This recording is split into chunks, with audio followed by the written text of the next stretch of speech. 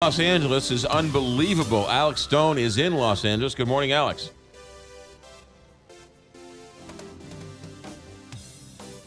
Alex Stone?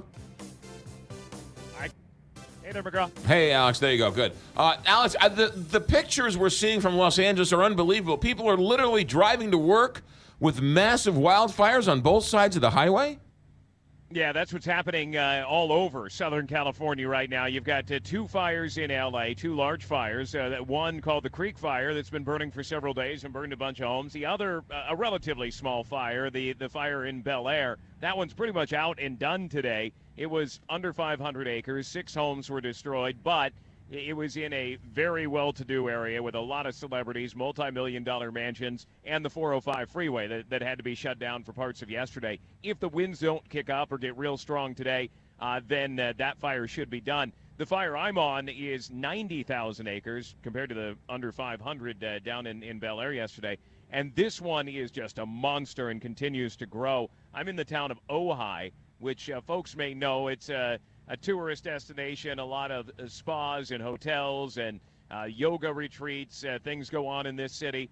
About 7,000 people live here. It's completely evacuated. They emptied this out overnight. There's fire in the hills all around us, glowing orange, and the fear is that those flames are going to come down into this city. The concern today is that firefighters, McGraw, say that they have never, in their mapping of Southern California fire behavior, seen a forecast as dire as this day. They expect 80-mile-an-hour winds. They know that humidity levels will be at around 3 or 4%. There's already lots of fire in the hills. They expect this to be an explosive day, so much so schools have closed, and they even sent out emergency alerts overnight, telling people to have go bags ready in all of L.A. and all of Ventura County. Have go bags ready because this is going to be a dangerous day. Make sure I understand. You're saying all of Los Angeles has to be on alert to leave at a moment's notice?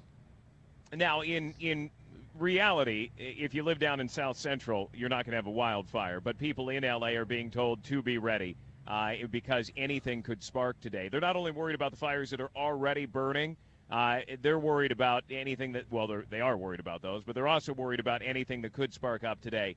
Some of the forecasters saying they will be shocked if there aren't more fires by the end of tonight based on the conditions that they're expecting. That said, they thought there were going to be 80-mile-an-hour winds overnight, and you can hear around me, it's silent right now. There are no winds in this evacuated city. The trees aren't moving at all. We're getting similar reports on other fires around the area that they're really not seeing the winds either. So we can hope that the forecast is 100% wrong and the winds don't materialize today and firefighters can make more progress. Alex Stone, I understand the weather being what it is. It hasn't rained. There's a whole lot of brush. There's a whole lot of, it's all ready to go. But and I don't know, I've never been able to get a satisfactory answer. How do these fires start? Is it somebody throwing a cigarette out the window? Is it electrical? I mean, how do these things start?